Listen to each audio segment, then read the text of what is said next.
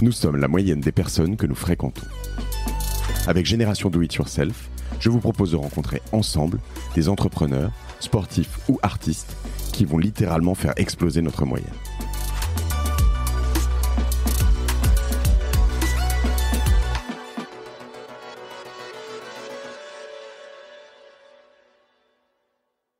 Et sur le sujet des écrans et des petits, je me suis retrouvé là-dedans parce que en fait, on parlait tout à l'heure d'une génération 15 ans, 20 ans pour faire changer des habitudes profondes. 15 ans, 20 ans, t'as le temps d'ajuster le tir, quoi. Si tu vois que ça va pas bien, tu te fais pas prendre de vitesse, quoi. Sur les enfants, 0-3 ans, 0-6 ans, là, c'est pas du tout la même. T'as un film qui se passe en ultra accéléré.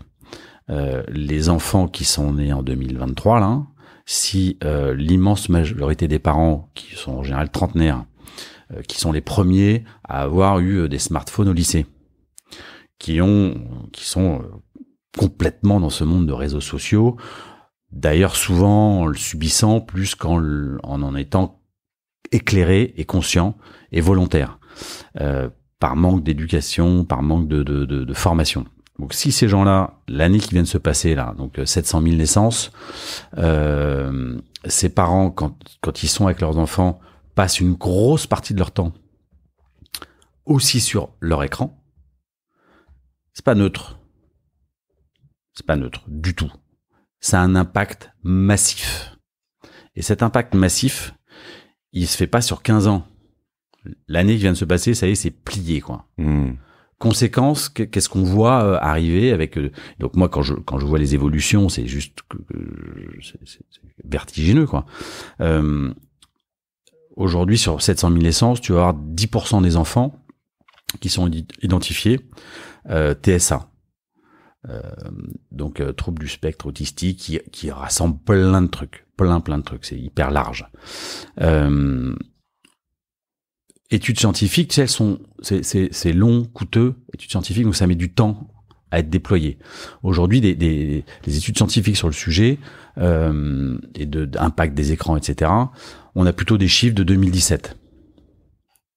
2017, ça remonte, il y a longtemps, l'âge de pierre, ouais. 2017, quoi. Ouais. Et donc là, si on prend quelques chiffres de ceux de 2017, hein. Je fais juste une pause tu vas revenir sur 2017. Pourquoi on dit, il y a des gens qui se rendent pas bien compte, c'est pour ça que je veux remettre ça en perspective. Pourquoi on dit que c'est long 2017? Donc au moment où on enregistre, on est en 2024. 2017, c'est il y a 7 ans. Le premier iPhone a été sorti en 2007. Avant qu'il arrive dans les mains de beaucoup de gens, il s'est passé 3-4 années. Donc, en 2010-2011, là, on commençait à vraiment voir beaucoup d'iPhone, tu vois. Donc, 2010-2017, ça fait 7 ans. 2017-2024, ça fait 7 ans. C'est quasiment la moitié de vie des écrans dans nos mains. Ouais. Voilà, donc tout ça, quand tu dis va très vite, les 15 ans, en effet, on y est, quoi. C'est n'importe quoi. Pardon, je t'écoute. Et donc, si on prend quelques chiffres, moi, que je trouve assez incroyable, c'est que on est 2010-2017, vu que c'est les données chiffrées qu'on a. En 2010, tu vas avoir tu prends une petite école, 150 enfants, t'en as un qui sera identifié avec un TSA, quoi. Qui peut être soit un gamin un peu hyperactif ou un vrai trouble autistique. Bon, la palette étant large. 2017, on est une classe, on a plutôt 1 sur 35, 1 par classe. Donc là, on peut dire, bah voilà, qu'est-ce qui s'est passé, quoi. Ce qui se passe, c'est qu'évidemment, on décèle beaucoup mieux. C'est que les profs maintenant sont au courant, les pédiatres voient le truc, donc ils identifient. Donc un enfant de 1 an, 2 ans, 3 ans va être détecté beaucoup plus tôt. Donc évidemment, il y en a plus qui sont identifiés. Ça explique après la moitié de l'augmentation. L'autre moitié, on sait pas. On sait pas. Il n'y avait pas de raison effective. Donc quand t'as ça en tête, moi je me suis dit mais attends, ce truc il accélère tellement fort, les remontées terrain des médecins, pédopsychiatres et tout se disent mais attends, il se passe vraiment quelque chose, des enseignants ils disent il se passe quelque chose. Donc première possibilité c'est de dire il faut absolument faire une autre étude scientifique. Tu dis mais on n'a pas le temps, ça va tellement vite, elle va arriver trop tard l'étude scientifique. Elle va le se faire de toute façon, mais elle arrivera trop tard.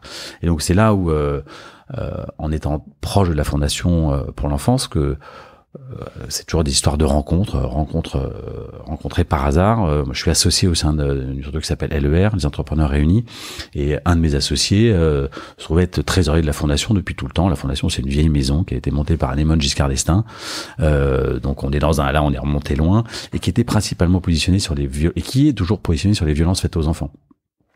Donc des situations très dures, et heureusement relativement peu fréquentes à l'échelle nationale. Et donc ils ont mis des actions terrain, des campagnes de sensibilisation, faire bouger le législateur. Tu vois, c'est typiquement des enfants qui sont sortis du foyer familial. Qu'est-ce qu'on en fait?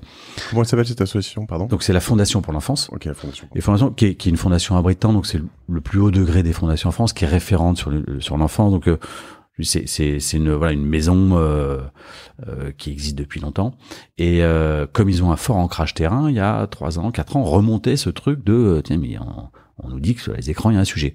Et sur le sujet des violences, ils ont aucun écosystème d'entreprise autour d'eux, parce que naturellement une boîte va pas se positionner forcément sur les violences très dures faites aux enfants. Le truc des écrans, je leur dis, mais ça, on peut s'en préoccuper. Avec LER, on a un écosystème important, beaucoup d'entrepreneurs qui viennent du digital, donc on a une conscience autour de ça, donc on peut vous aider. Et donc on s'est mis au service de la fondation en disant, on va vous aider pour essayer de mieux comprendre, mieux mesurer, sensibiliser, déployer des actions concrètes.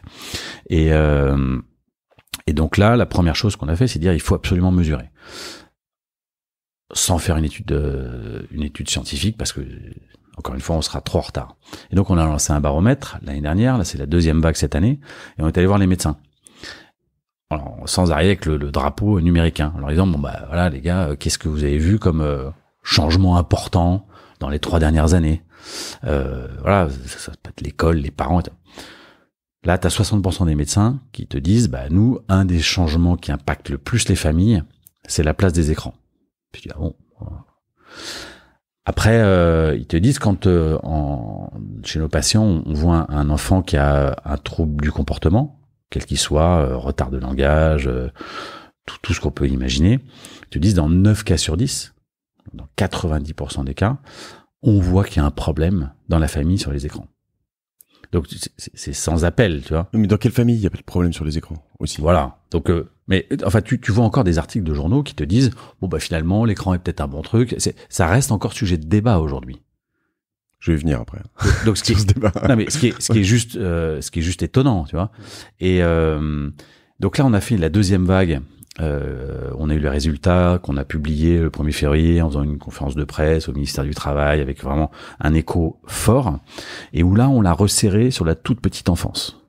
Donc on est allé voir des sages-femmes, encore une fois des pédopsychiatres, etc., pour des psychologues pour voir le truc. Et en fait, donc quand on parle des enfants, la plupart des gens que je vois se disent ok, c'est les enfants.